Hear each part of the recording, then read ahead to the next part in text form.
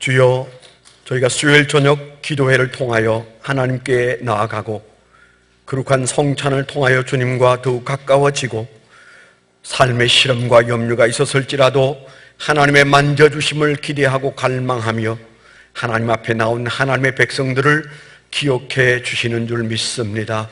아버지 하나님, 우리가 드린 찬양처럼 주여, 우리가 주님 앞에 한 발 더 다가왔사오니 주님께서 우리를 세우시고 우리를 주여 은혜 가운데 붙잡아 주셔서 주여 오늘과 남은 생애가 은혜 속에 살고 하나님의 은혜로 우리가 간증하며 살 수 있도록 주여 부활의 권세로 함께해 주시옵소서. 오늘도 여러 기도의 제목을 가지고 하나님의 백성들이 모였습니다. 우리는 연약하고 부족하고 우리가 저지른 많은 주여 부족한 것들 때문에 하나님의 도우심이 없이는 우리가 살아갈 수 없어 오늘도 주님이 우리의 삶에 역사하여 주실 것을 구합니다. 우리의 기도의 마음을 보셔서 우리가 다 구하지 못한 것까지도 하나님께서 해결해 주심으로 오늘 밤에도 저희가 기쁨으로 돌아가게 하여 주옵소서. 예수 그리스도의 이름으로 감사하며 기도드렸습니다. 아멘. 우리 좌우 계신 분들과 인사하고 앉겠습니다. 네, 반갑습니다. 하늘 복 많이 받으세요. 네. 인사하기 전에는 앉지 않으리라, 이런 마음을 좀 가져야 되는데, 네. 어서 빨리 돌아가고 싶어서요, 자리로. 네, 오늘 말씀은 창세기 16장, 하나님 말씀 창세기 16장에서 잠시 보고 21장으로 넘어가서 보고 두 군데에서 보려고 합니다. 창세기 16장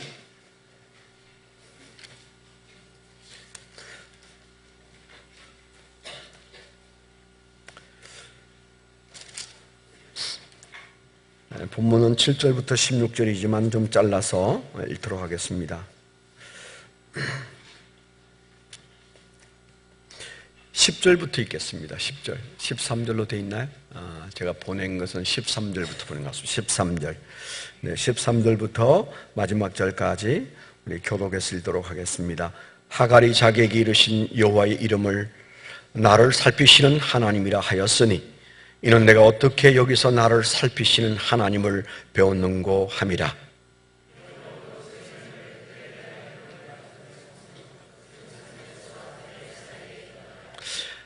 하갈이 아브라함의 아들을 낳음에 아브라함이 하갈이 낳은 그 아들을 이름하여 이스마엘이라 하였더라.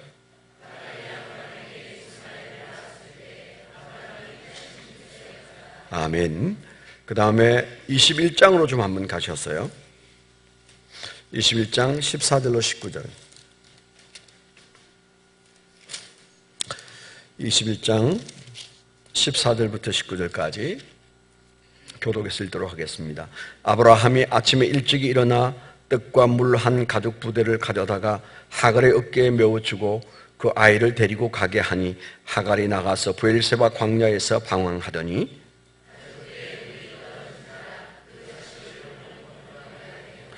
이르되 아이가 죽는 것을 참아 보지 못하겠다 하고 화살 한 바탕 걸이 떨어져 마주 앉아 바라보며 소리 내어 우니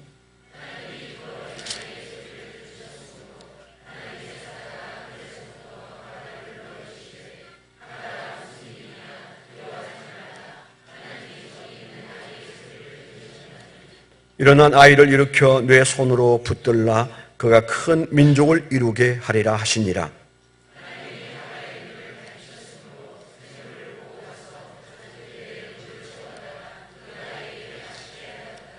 아멘, 아멘. 오늘 우리가 잠시 기도 제목으로 생각하려고 하는 말씀이 하갈의 기도 응답, 이런 제목으로 말씀을 잠시 생각하려고 합니다. 하나님께서 이루어 가시는 역사 속에 작은 가지들이 많이 있죠. 작은 가지들이 많이 있습니다. 우리가 어떻게 하면 그 가지에 속하는지, 작은 잔가지, 잔가지는 이제 추수기가 지나면 다 잘라내고 중요한 열매를 맺을 가지만 남겨놓습니다. 그래서 우리가 자칫하면 잔가지가 될 수가 있고요. 잔가지였으나 그게 원가지가 될 수 있는 길도 있습니다. 오늘 우리가 이 하갈이라는 여인에 대해서 잠시 좀 우리가 생각을 하려고 하는데요.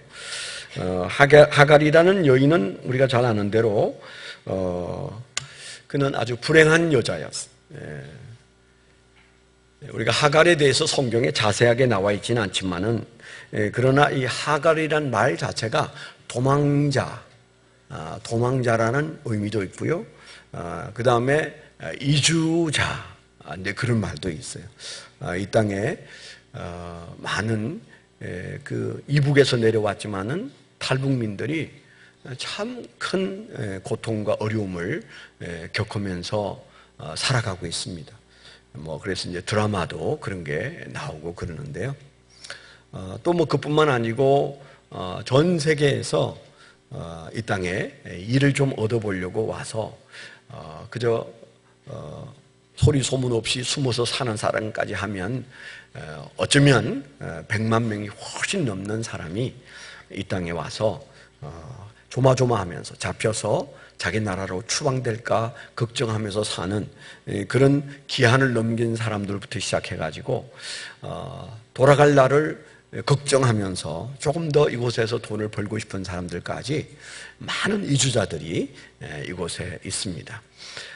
미국의 트럼프가 그 전 세계에서 몰려 들어온 그 미국의 그 이민자들과 또 단위로 들어온 사람들을 이제 내쫓겠다고 해서 굉장한 걱정들을 많이 하고 한국 유학생들도 많은 걱정들을 하면서 거기서 이제 졸업을 하면 1년 정도의 그 잡을 가질 수 있는 그런 시간의 여유를 옛날에는 나라에서 주었는데 이제 앞으로 그것도 없어진대요. 그러니까 유학을 마치면 바로 이제 자기 나라로 돌아가야 되는 그런 정책들이 이제 펼쳐져서 유학길도 굉장히 험난한 길이 되고 가서도 이제 공부만 하고 돌아와야 되고 이제 그런 여러 어려움들이 있는데 하갈이라는 여자가 바로 그런 부류에 속한 여자가 아니었을까 이렇게도 이제 짐작하는 겁니다.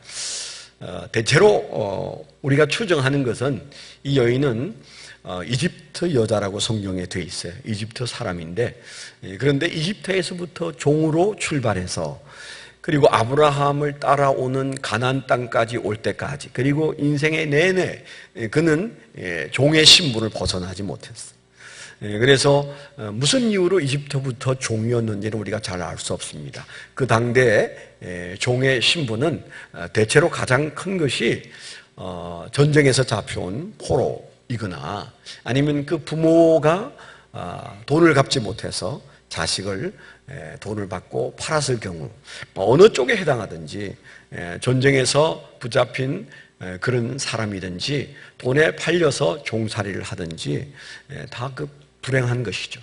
매우 불행한 여자인데 그 여자가 이제 아브라함 부부가 이집트를 떠날 때 어쩌면 바로 왕이 많은 재산과 여러 가지 좋은 것들을 선물로 주어서 가나안 땅으로 가게 했을 때 그때 상당한 사람의 종들이 이제 바로 왕에 의해서 그 선물로 주어졌는데 그런 사람 중에 한 사람으로 이 사람은 이제 이집트에서도 종이었으나 아브라함 집에서도 종으로 살게 되는 그런 삶을 살게 되었죠.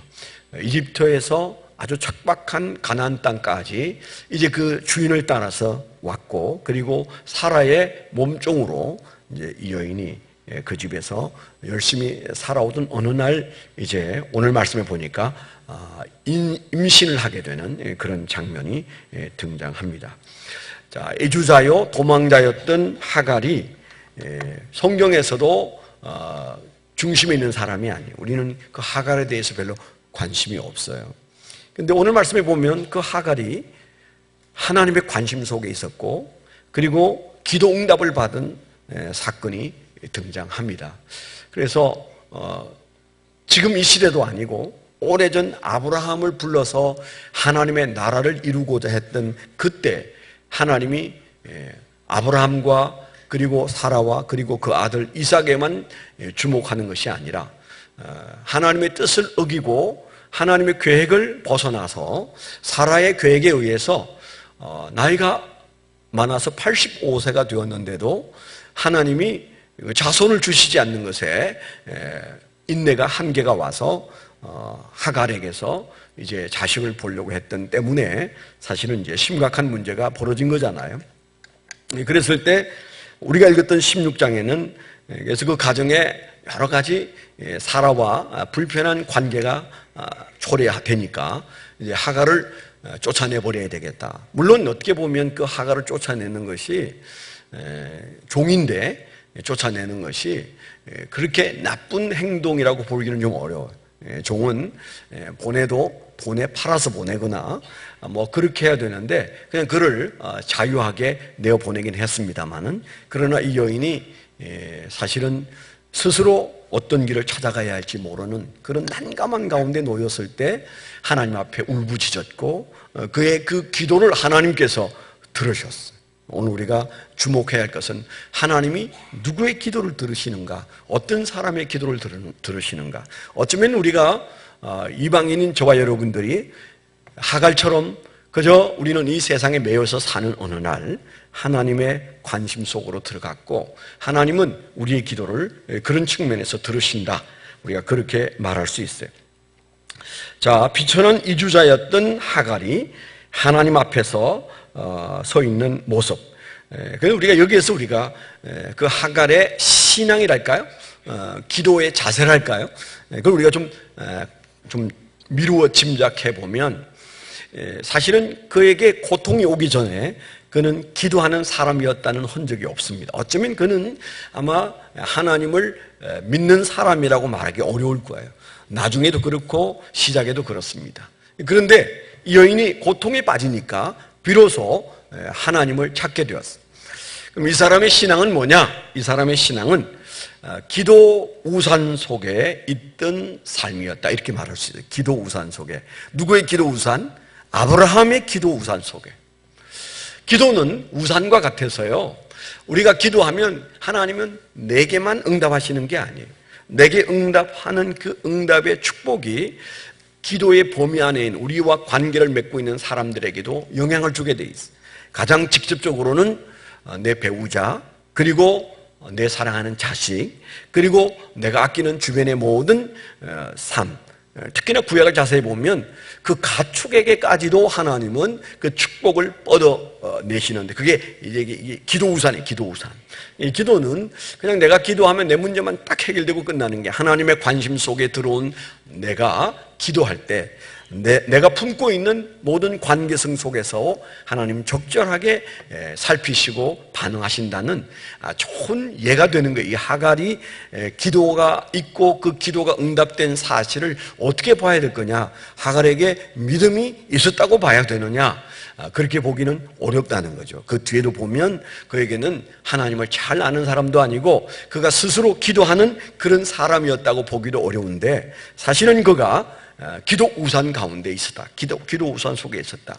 그가 평소에 늘 눈여겨본 저 이집트에서 아내를 빼앗길 뻔했던 사람이 그 다음에 부를 이루고 그리고 살아가는 모습을 천천히 들여다봤을 때 아브라함의 하나님을 보았을 거예요. 그래서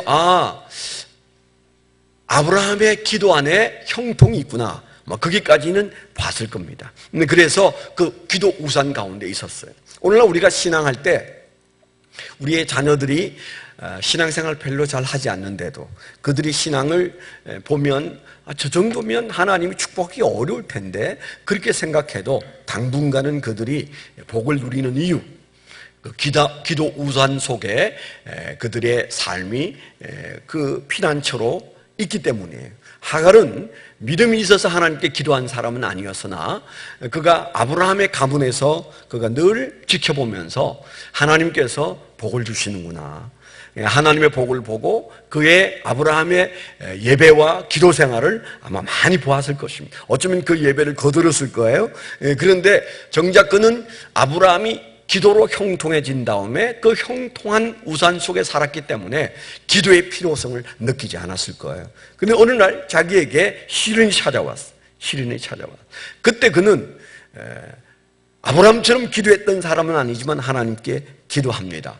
사람은 절망 가운데 빠지면 누구든 다 기도합니다. 누구에게 기도하든 간에 여튼 기도하게 되어 있습니다. 이 단계에 있었던 하갈에게 하나님께서 찾아오셨던 사실을 우리가 오늘 말씀 속에서 볼 수 있잖아요. 거기에서 주님께서 우리에게 주시는 말씀은 하나님은 하갈에게도 그 관심을 가지신다. 근데 하갈에게 관심을 가지시는 가장 큰 이유는 그가 아브라함의 기도 우산 속에 있었기 때문이다. 이 사실은 우리가 피하기 어려워요. 우리의 기도의 영역이 굉장히 넓어져야 합니다. 이 기도의 우산 속에 수많은 사람들이 하나님을 만나고 하나님의 은혜를 경험하고 그리고 직간접적으로 그 기도의 세계를 깨달아야 돼요. 우리의 기도가 하나님께만 상달되는 게 아니고 우리의 기도의 삶을 지켜보는 하갈과 같은 사람들, 하나님으로부터 아무런 관련성이 없는 사람들에게 이르기까지 그 기도의 영향력이 보여져야 되고 우리가 기도하여 사는 우리의 삶이 어떻게 하나님의 축복 속에 사는지를 우리가 보여줘야 할 기도의 책무도 있는 겁니다. 그래서 한번 우리가 이 첫 번째 기억할 것은 하갈의 삶과 그의 시련 앞에서 우리에게 보여주시는 것은 아브라함의 기도의 우산 가운데 하갈이 살고 있었다. 그게 전부는 아니에요. 그렇게 살면 행복하고 그렇게 살면 문제가 없는 것은 절대 아니에요. 그가 그 기도를 찾아갔어야 마땅하고 그 기도 안에 그가 바로 서 있어야 마땅한데 사실은 하갈은 그러진 못한 것 같습니다. 그래서 우리가 첫 번째 생각하는 것은 하갈에게 있어서 보는 것은 그가 기도 우산 가운데 있었다. 이 사실을 우리가 생각할 필요가 있습니다. 두 번째 우리가 하갈에게서 기도를 좀 생각해 봐야 되는데 두 번째는 우리가 21장에도 나옵니다만은 훗날에 이제 이스마엘이 태어나서 성장하게 돼요. 아마 대략 한 이스마엘이 한 17살, 18살쯤 되었을 때 그때 이삭이 이제 막 태어나서 젖을 뗄 무렵이었어요. 그러니까 아브라함이 85세 때 이스마엘이 임신되고 86세 때 이스마엘이 태어나고 그리고 100세에 하나님께서 이삭을 주시잖아요. 이삭을 주시고 이삭이 젖을 뗄 쯤 있었던 문제가 21장의 문제예요. 그런 젖을 뗄 때는 대략 지금은 엄마들이 미용을 위해서 일찍이 젖을 뗍니다. 제가 어렸을 때는요, 제 친구 중에 그 김난근이라는 아이가 있었는데 지금은 살았는지 죽었는지 어디 사는지 모르겠어요. 어렸을 때 이제 고향을 그 친구가 먼저 떠났는데 그 아이는 학교 갔다 오면서 바로 엄마한테 매달려서 엄마 가슴팍을 파고들어서 젖을 먹는 것이 일상다반서였어요. 저는 부러웠어요, 솔직히. 엄마 젖을 만지는 그 아이가 부러웠어요. 왜냐하면 저희 어머니가 42살 때 저를 낳으시고 그리고 그 뒤에 남자아이 하나를 낳고 여자아이 하나를 낳고 그래서 제 밑에 동생이 둘이나 있었어요. 그러니까 초등학교 갈 무렵에는 저는 엄마 근처에도 가기가 쉽지 않았었는데 그 아이는 같이 학교 갔다 오면 조그마한 다리를 건너는데 쫓아가서 엄마의 가슴을 파고들어서 젖을 꺼내가지고 그걸 먹는 거예요. 그래서 이야 저놈은 참 복도 많다 그런 생각을 했어요. 그때야 제가 무슨 그 엄마 젖의 맛을 알겠어요? 모르죠. 어렸을 때 먹었던 아이들은 그 엄마의 젖을 무슨 맛인지 아는 아이가 아무도 없습니다. 우리가 아무도 몰라요. 그렇죠? 여기 있는 분들은 아무도 모릅니다. 근데 그 아이는 어떻게 8살이 돼도 그걸 누리고 있는지 제가 그때 보면서 참 대단하다 그런 생각이 들었습니다. 대략 한 두세 살 그 당시에 두세 살 정도의 젖을 뗐을 것이라고 생각하고 이제 이삭이 젖을 뗐을 때 그때 이제 이스마엘이 큰 형이잖아요. 10몇 살 먹은 적어도 한 17살이나 18살 먹었던 이스마엘이 이제 젖을 뗀 어린 이삭을 가지고 노는 것을 사라가 못 봐주겠다. 도저히 안 되겠다. 저 어떻게 하라고. 그래서 이제 하갈 모자가 이제 그 아브람 곁을 떠나고 이제 멀리 가게 되는 과정에서 물이 없어서 물이 없어서 목말라 죽게 되는 상황에서 다시 한번 하나님이 울부짖는 모자의 눈물의 기도를 하나님께서 들으시고 무슨 일이냐? 그래서 그에게 말씀하시고, 그리고 거기에 샘을 터뜨려서 목말라 죽어가든, 우리는 목말라서 죽는다는 걸 이해하기 어려운 좋은 나라에 살고 있어요. 그렇죠? 그러나 이스라엘 한번 가보면 여튼 꼭 부엘사바 쪽만 아니어도 그 이스라엘 저 북쪽 갈릴리 북쪽을 제외한 대부분의 곳에서는 물이 없어서 목말라 죽을 수 있다는 위기감을 여행하면서도 느껴요. 그런 상황에 빠져서 이 하갈과 그의 아들 이스마엘이 죽어가고 있을 때 하나님께서 찾아오셔서 샘을 터쳐주셔서 그들이 살아나는 장면이 21장의 장면입니다. 우리가 여기에서 또 하나 우리가 기억해야 할 것이 그 기도의 우산뿐만 아니고 하갈이 그 좋은 기회에 아브라함의 믿음을 보고 사라의 믿음을 보면서 그들은 그때 배웠어야 하는 신앙의 바른 신앙을 못 배웠어요. 그래서 현실의 고통을 하나님 앞에 해결해 달라고 기도하고는 그들은 더 이상의 기도를 할 줄 몰랐어요. 현실의 문제를 해결받았습니다. 그러나 그 현실의 문제를 해결받은 다음에 그 모자가 하나님을 부르며 살았다는 흔적이 없어요. 기도 응답이 됐습니다. 그런데 그들의 관심은 삶의 고통만을 해결받고자 기도했어요. 참 우리가 신앙생활 하는데 그런 문제를 뛰어넘어야 되는데 삶의 고통이 찾아오면 누구나 기도한다고 그랬죠. 하나님께뿐만 아니고 모든 신이라고 여겨지는 존재들에게 다 사람들은 기도하게 돼 있어요. 그런데 문제는 우리가 고통 때문에 기도하고 부러져서 응답되었을 때 그 다음 단계로 반드시 들어가야 되는데 불행하게도 여기 하갈과 그의 아들 이스마엘은 하나님께 목숨줄을 쥐고 있는 하나님 앞에 목말라 죽는다고 울부짖을 때 하나님께서 그에게 샘을 터쳐냈을 때 그들은 그 물을 마시고 하나님을 섬기고 하나님을 사랑하고 하나님과 교통하는 믿음의 세계로 들어갔어야 되는데 그게 안 됐어요. 우리가 예수 믿으면서 기도 응답 하나님께서 분명히 하십니다. 믿음이 없어도 응답하세요. 하갈 같은 신앙도 응답하시고 이스마엘 같은 신앙도 응답하세요. 그런데 문제는 우리가 그 응답은 응답으로 끝나면 안 됩니다. 반드시 우리가 기도가 응답되었을 때 그 다음 조처를 해야만 우리는 기도의 세계 속으로 들어가고 믿음의 세계로 들어갑니다. 그런데 불행하게도 그들은 기도가 응답되어서 문제가 해결되었을 때 문제를 잊어버림과 동시에 하나님도 잊어버렸다는 게 그들의 문제였겠습니까? 그 이후 그들의 자손에 이르기까지 지금에 이르기까지 그들은 하나님을 모른 채 살아가는, 그리고 아주 이상한 종교를 만들어서 오늘날 무슬림으로 전 세계를 공포의 도가니에 집어넣고 있는 걸 보세요. 참 신앙을 가진다는 것은 기도해야 할 사건 속에서 일어나고 기도 응답을 통해서 일어납니다. 내가 기도가 응답됐으니까 감사해서 감사헌금 하라는 얘기가 아니에요. 우리가 문제를 통하여 하나님을 붙잡아야 되는데 문제만 붙잡으면 문제 해결과 함께 하나님을 잊어버리게 되어 있어요.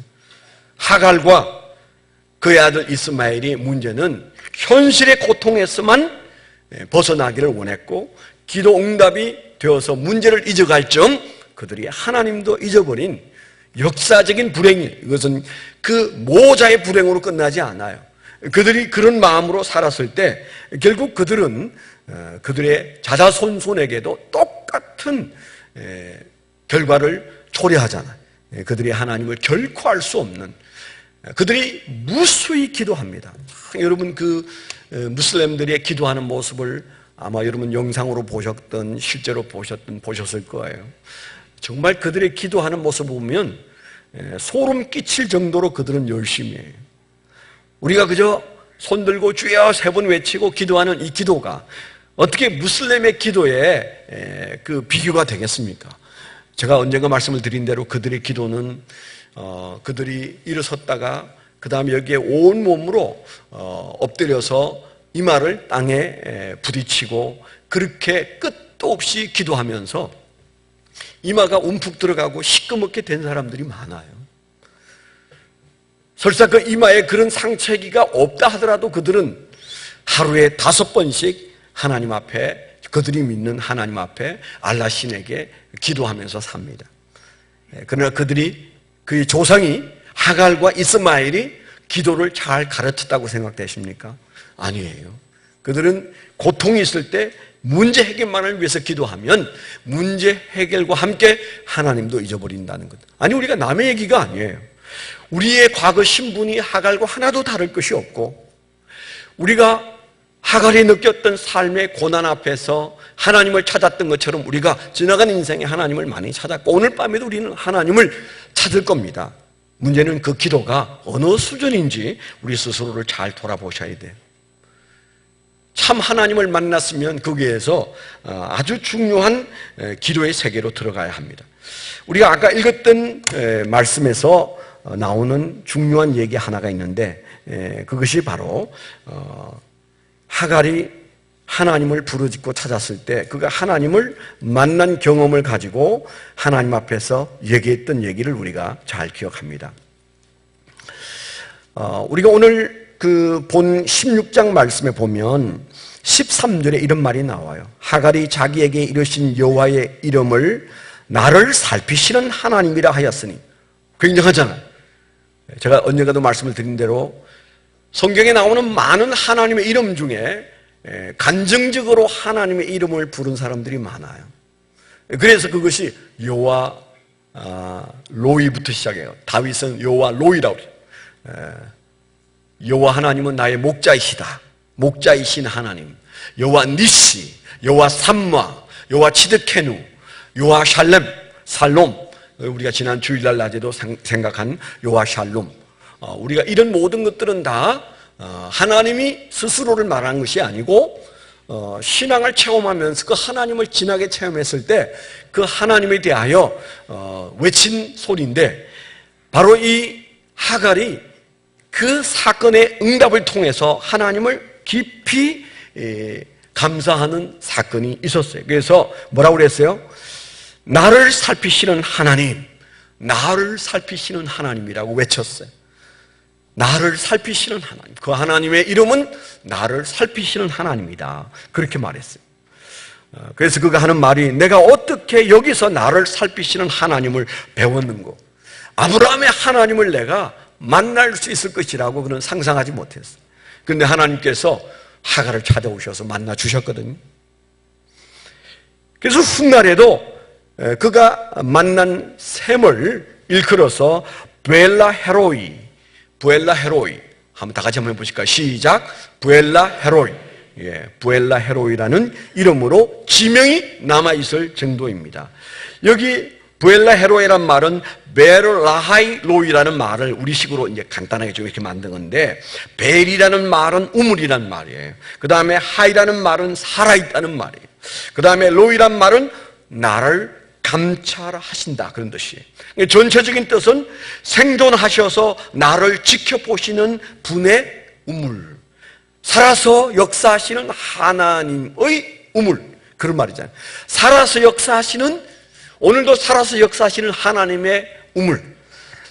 하나님이 죽은 하나님이 아니고 아브라함의 하나님만 아니고 내게 기도 응답해 주셔서 내가 다시 회생할 수 있도록 해주신 하나님, 그 살아있는 하나님의 우물이다, 그렇게 지어서 그 우물은 그 후손에게까지 여전히 알려져 있는 지명인데, 그 우물가를 그렇게 부엘라 헤로이라고 하는데, 문제는 뭐예요? 하갈과 이스마엘은 하나님을 향한 기도가 거기까지예요. 21장까지. 그리고 그들은 역사 속에서 하나님과 영원히 결별한 사람으로 등장하고 있습니다. 우리 신앙이 뭘까요? 우리 신앙을 확인하는 가장 중요한 것은 기도입니다. 기도하지 않는 신앙은 그 신앙이라고 말하기도 어려워요.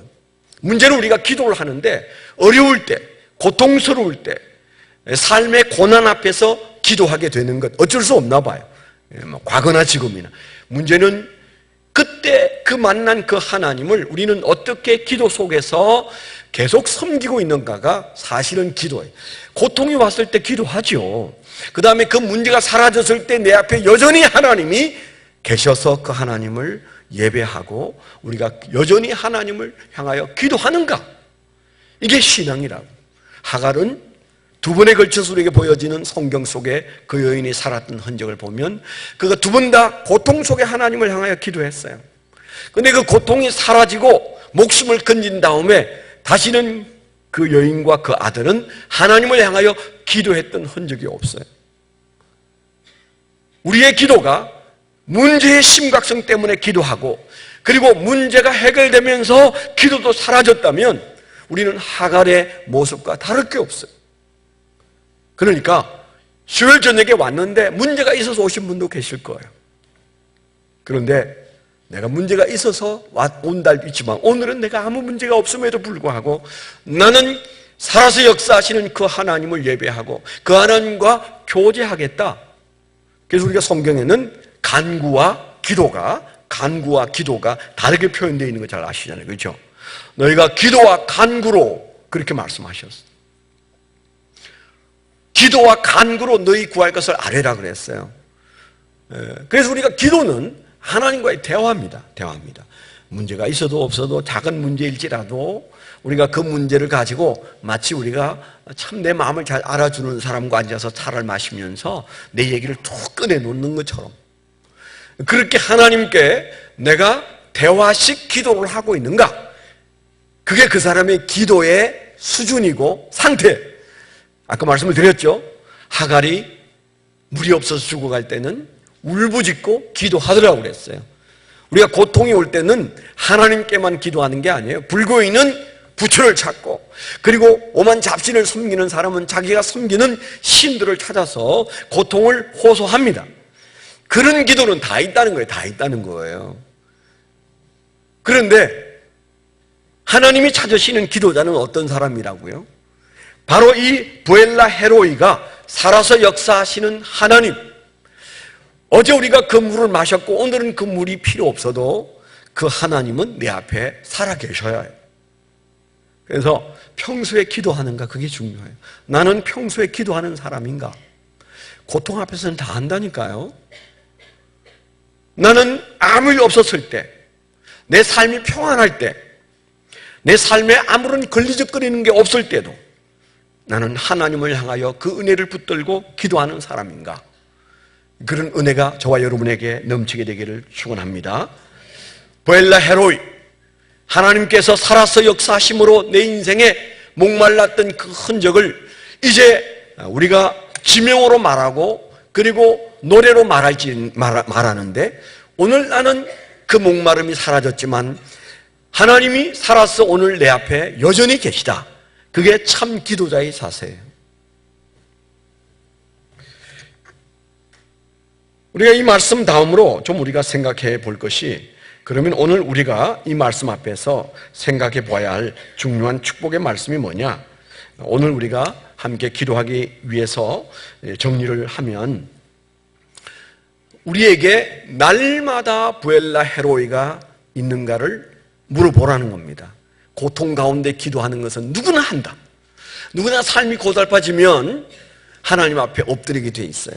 그런데 어느 날 그 고통이 사라졌는데 여전히 우리 입속에서 부엘라 헤로이, 살아서 역사하시는 하나님은 내게 우물론 나를 살리셨다. 과거형으로 나를 옛날에 그리고 1년 전에 10년 전에 나를 살리신 것이 감사하여 하나님 앞에 대화가 끊어지지 않는 기도의 삶을 살고 있는가?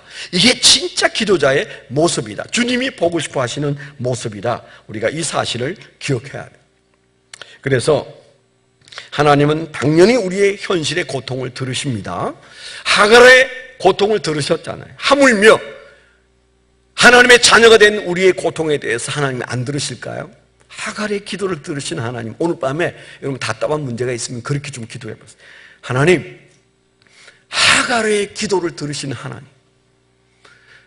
하나님 제 음성을 들어주십시오. 제 기도를 응답해 주십시오. 여러분 성경에 근거해서 그렇게 기도해 보세요. 그런데 우리는 어떤 마음으로 부엘라 헤로이, 하나님, 그런데요 하갈이 문제 해결이 되면서부터 하나님을 잊은 그런 사람은 되지 않겠습니다. 문제가 사라져서도 나는 하나님 앞에 있겠습니다. 문제가 사라졌어도 나는 기도자로 남겠습니다. 이 믿음을 갖게 되기를 축원합니다. 한 가지만 더 말씀을 드리면 이스마엘의 울음에서도 우리는 기억할 말씀이 있어요. 10대 이스마엘이 마지막 이제 죽음 앞에서 이대로는 죽는 거구나 그랬을 때 그가 울었습니다. 성경에는 그가 그냥 단지 울었어요. 그리고 차마 그 자식이 죽어가는 모습을 볼 수가 없어서 이 하갈이 또 화살 쏠 만큼 떨어져서 그가 그 아들을 바라보면서 눈물로 울었어요. 모자가 울었어요. 하나님은 그 울음소리를 들으셨어요. 저는 현실적으로 우리의 기도도 하나님 앞에 울 수 있는 기도가 최선이라는 생각을 늘 합니다. 우리가 하나님 앞에 고통스러워하는 만큼 하나님은 우리에게 예민해지실 분이세요. 그런데 참 이상하리만큼 우리는 힘들고 어려운 문제를 가지고 하나님 앞에 울지 못해. 하나님 앞에 몸부림치지 못해. 그게 우리가 마음 속에 확신하고 붙들어야 할 믿음의 보루인데 아무리 세상이 깜깜하고 하늘이 무너져도 내가 하나님께 울부짖으면 하갈의 음성을 들으시고 이스마엘의 음성을 들으신 그 하나님이 들으신다. 우리가 이 사실을 우리가 염두에 두셔야 해요. 이스마엘이라는 말이 무슨 뜻이에요? 하나님이 들으신다. 그런 말이에요. 참 이름은 아브라함이 잘 지어주었어요. 정말 이름 잘 지어주었어요. 하나님이 들으신다. 단지 이스마엘이 울부짖었지만 하갈이 울부짖었지만 하나님이 빨리 달려오셔서 무슨 일이냐? 왜 이렇게 힘드냐? 왜 우느냐? 그렇게 물으시고 샘을 터뜨려서 그들이 죽음에서 건져지는 그런 놀라운 축복이 있었습니다. 그럼에도 불구하고 그들은 뭐예요? 하나님 앞에서 하나님이 들으신다는 기도가 거기까지였어요. 21장까지였어요.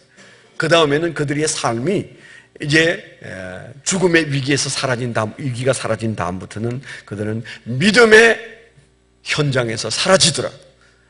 우리가 저렇게 돼서는 안 되는데 우리가 하나님 앞에서 우리의 기도를 들으시는 하나님, 그 하나님을 고난 속에 만났다면 이제는 우리가 하나님과 뭐예요? 간구를 넘어서 대화가 가능한 신앙을 살았어야 되는데 하갈은 그래서 하갈이고 이스마엘은 그래서 이스마엘이 되었구나. 그들의 후손들의 모습도 보면 그들에게 열심도 있고 뭔가 모르는 대단한 그런 어떤 오기도 있는데 그들에게 하나님을 아는 흔적은 보이지 않아요. 하나님이 그들에게서 보이지가 않아요. 오늘 우리가 삶에 여러 문제들과 함께 살아가고 있습니다. 그런데 오늘 이 밤에 우리가 하나님께 기도할 수 있다는 것이 감사돼. 나는 특별히 하나님 앞에 목 놓아 울어야 할 문제가 없음에도 불구하고 내가 여기 있다는 사실을 하나님께 감사하세요. 하나님은 그런 자의 예배를 기뻐하십니다. 과거에 우리에게 행하셨던 하나님의 은혜를 붙들고 살아서 역사하시는 그 하나님이 과거에 내게 응답해 주셨던 그 응답이 지금 내 가슴 속에 신앙으로 살아있는 것, 그보다 더 하나님을 기쁘시게 하는 게 뭐 있을까요? 사람도요, 은혜를 아는 사람을 좋아합니다. 사람도요, 은혜를 모르는 사람을 싫어해요. 하나님이 그런 분이세요. 하나님이 그런 분이세요. 하나님이 우리에게 뭘 바라실까요? 바라는 거 없어요. 예배 가운데 하나님의 은혜를 기억하고 하나님의 응답을 기억하고 하나님께서 내 삶의 고통 속에 찾아오셨던 그 사실이 흘러간 옛날의 사건이 아니고 여전히 그 하나님이 내 앞에 살아계신다는 사실 앞에 우리의 삶이 아뢰는 기도로 나아갈 때 하나님은 우리를 기뻐하신다고요. 오늘 우리가 이 밤에 저와 여러분들이 성찬을 하는 이 성찬도 마찬가지입니다. 오늘 예수님이 십자가에 매달려서 죽으신 거 아니에요. 2000년 전에 우리가 태어나기도 수천 년 전이고 까마득한 옛날에 우리는 본 적도 없고 우리가 확인할 수도 없는 그 예수님이 죄인된 나를 위하여 죽으셨다고 말씀하시는 이 사실 앞에서 우리가 성찬을 해요. 예수님이 그렇게 찢기셨고 예수님은 그렇게 피를 흘리셨다는 사실 앞에 우리는 감사하고 감격할 때 하나님께서 영광을 받으시고 바로 이 성찬 예배가 하나님께 올라가는 예배가 되는 것처럼 이스라엘 백성들이 홍해를 날마다 갈랐어요? 해마다 갈랐어요? 아니에요. 딱 한 번 홍해를 가르셨어요. 딱 한 번 요단강을 지나갔어요. 딱 한 번 여리고성이 무너졌어요. 그럼에도 불구하고 하나님은 그들이 날마다 때마다 자자손손이 그 하나님의 은혜 앞에 그들의 고통은 지나갔으나 그 은혜는 잊지 않는 그들의 기도를 하나님께서 허명하셨어요. 오늘 우리 기도가 그런 기도가 되고 우리의 믿음이 그런 믿음이 되는 귀한 시간이 되시기를 축원합니다. 하나님 아버지, 오늘 하나님께서 우리에게 주신 귀한 말씀 앞에서 주님, 하갈을 살피시고 이스마엘을 살피시고 그들의 고난에도 응답하시나 그들이 하나님 앞에서 문제를 해결받은 다음에 그들이 하나님을 잊고 떠났던 그 현장에서 자손의 자손들이 살아가면서 내내 하나님을 잊고 사는 모습을 우리에게 보여주시는 하나님의 뜻을 저희가 새깁니다. 주님, 우리는 어제 우리를 응답하셨던 하나님 앞에 감격하고 감사하고 우리 안에 정말 예배가 살아서 하나님을 향하여 올려드리는 감사 예배가 될 수 있도록 날마다 우리는 하나님이 내게 행하셨던 응답을 흔적으로 지니고 살아가는 믿음의 종들이 되어 은혜를 아는 신앙, 주님과 교제하는 참 기도의 비밀을 아는 종들이 되어서 힘들고 어려울 때만 기도하는 것이 아니라 우리의 과거의 어려움에 오셨던 주님을 기념하며 감사하는 종들이 되어 변함없이 주님을 섬겨 사는 귀한 종들이 되게 하여 주시옵소서. 오늘도 주님, 우리가 주님의 이름을 부를 때 주님께서 우리 기도를 들으시고 우리를 기뻐하시는 귀한 밤이 되게 하여 주옵시고, 예수님께서 우리를 위하여 친히 찢기시고 피 흘리신 그 은혜를 생각할 때 주님, 우리의 기쁨 속에 함께 계시고 우리가 영으로 더 기뻐하는 귀한 종들이 되게 하여 주옵소서. 예수 그리스도의 이름으로 감사하며 기도드렸습니다. 아멘.